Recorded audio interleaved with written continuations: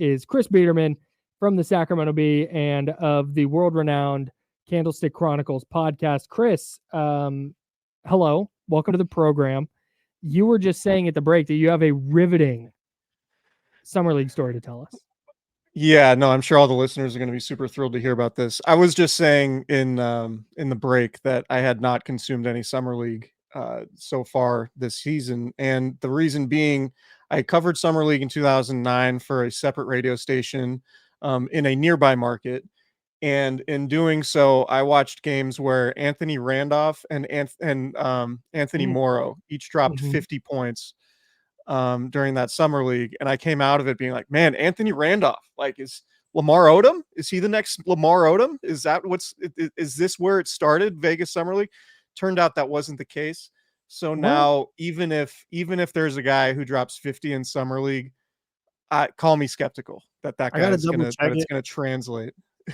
I'm pretty sure Anthony Randolph is like one of the highest points per game scorers in summer league history too. Like, those stats are out there. Hey, is Anthony Randolph, I think, is the player who's never going to be a thing in the NBA that I still like hang on to as potentially being a thing in the NBA. Like, I'm looking right now, he's 34, about to turn 35. It's like, could he still give a team some minutes? 6'11" with handle, like, you think he would be perfect for the modern NBA. I think he'd be a perfect fit next to Domas. Look, I'm just saying. Just found our 4. 6'11", jumps out of the gym. Let Jason know we found our 4. Can shoot it a little bit. Come on. Chris, we've been talking a lot about DeMar DeRozan today, as you can imagine. What were your initial DeMar DeRozan trade thoughts? Yeah, so I've had some mixed feelings about it. I think there are certainly questions about the fit, right? And if you want to say, does he really fit with Mike Brown's egalitarian pace and space offense, or is he more of a ball dominant, ball stopper guy? But as time has gone on and I've thought about it, I think we tend to overthink a lot of this stuff. And I think it's pretty much as simple as the Kings upgraded their roster, and it wasn't, they didn't give up a whole lot in the short term regarding, what they sent to Chicago and San Antonio to get this deal done. And look, I think, you and I talk about it on Candlestick Chronicles a lot with football. Like, if you play a certain style, you want to maximize your strengths. And I think you can maximize your strengths with DeMar DeRozan if you're the Kings. You can you can just have a bunch of bucket getters. Like, at the end of games, the Kings are going to be really difficult to defend. DeMar DeRozan is a better passer than he gets credit for. He's one of the best clutch players in the league. Obviously, De'Aaron Fox is one of the best clutch players in the league, and Malik Monk can have those moments too when he's out there. So I think to dive into, like, it's fair to be like, what's the closing lineup going to look like? Are they going to play De'Aaron Fox, Malik Monk, Keegan Murray, and is it going to be Kyle Kuzma? Would they ever go super small 5 out with, instead of playing Domantas Sabonis in crunch time, if they were to get Kyle Kuzma?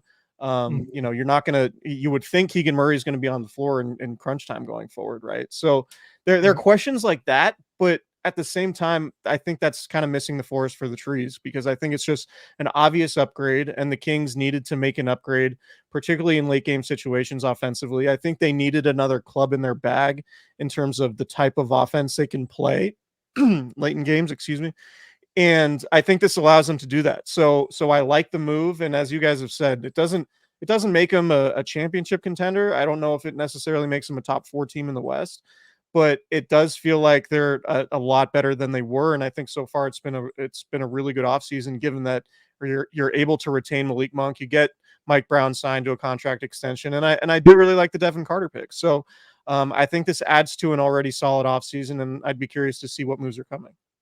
Talked about the ceiling a lot today and all that, but how much do you think this raises their floor? Last year they were a team that missed out on the playoffs because of the play-in. Do you think they're still a play-in team that can get in, or do you think they're a top 6 team now?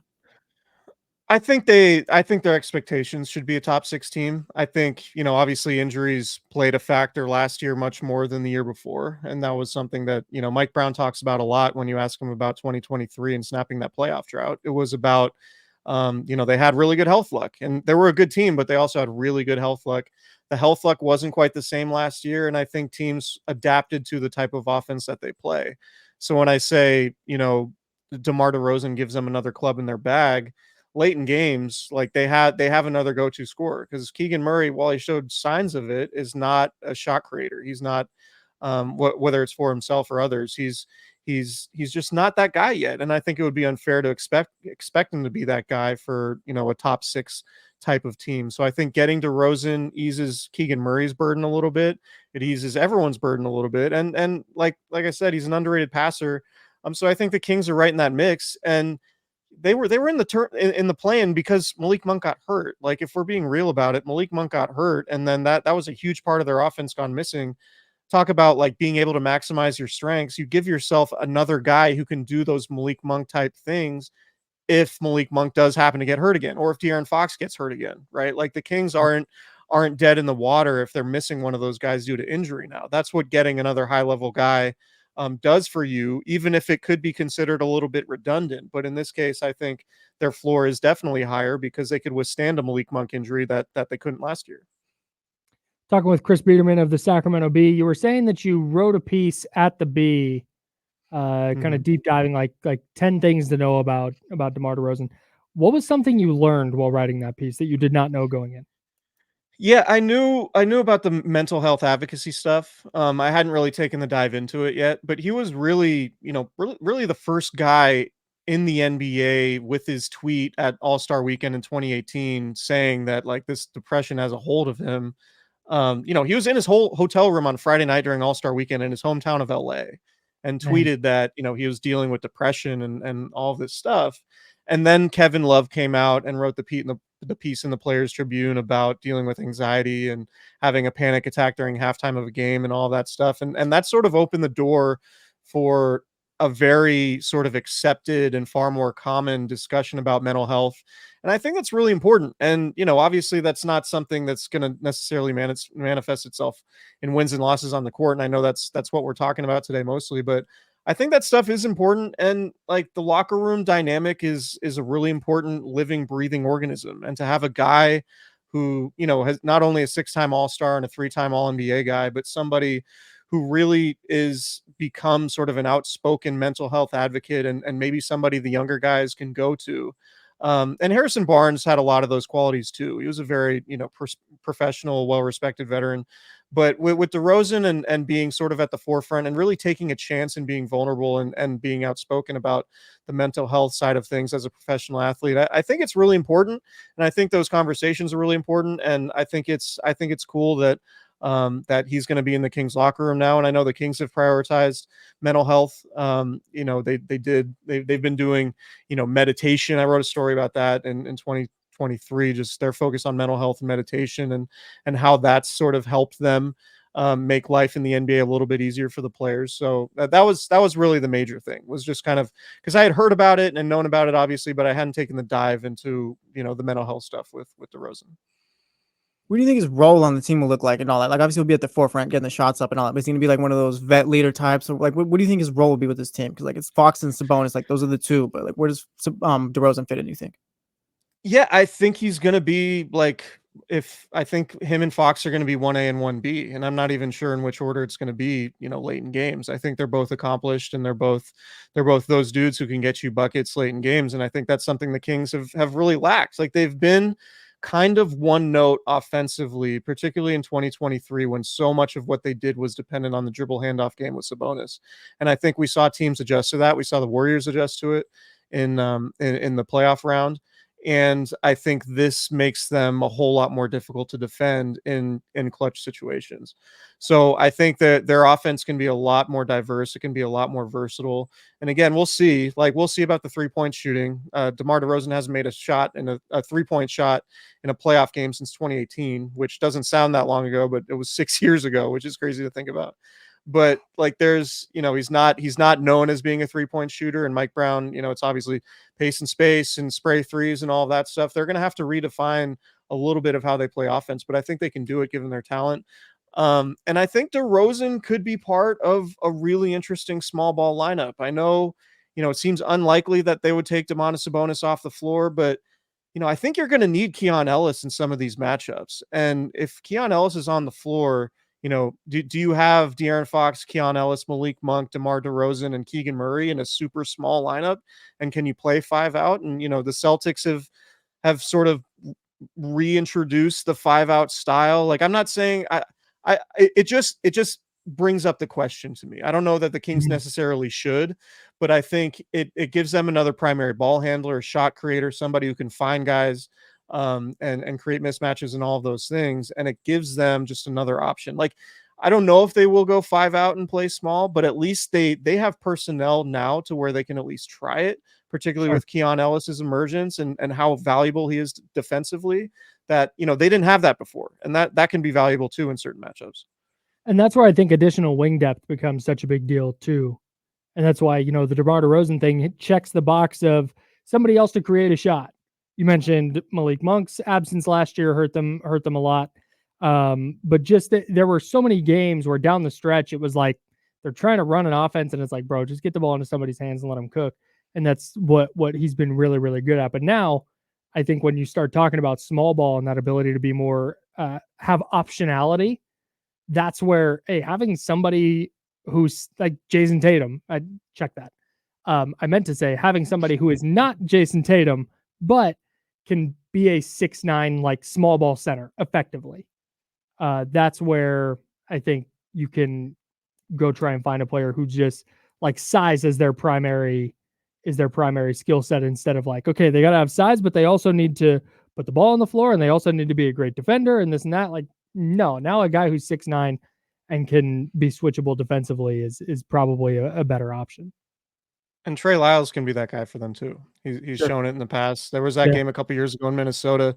Sabonis fouled out and Trey Lyles goes in and plays, 5 against Rudy Gobert, and the Kings end up winning that game. So I think they have more, to your point, they have more optionality now. And I think that could be really valuable to them.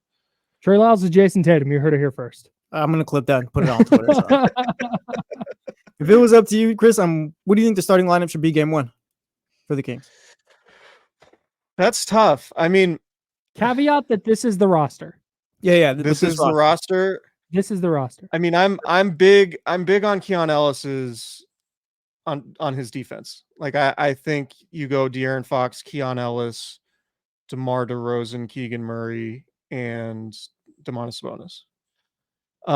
And I don't hate the idea as Kevin Huerter being an off the bench guy. And obviously Malik would be coming off the bench in this scenario too. But if you told me it was Malik starting at the 2 and Keon was coming off the bench, then that would make sense to me.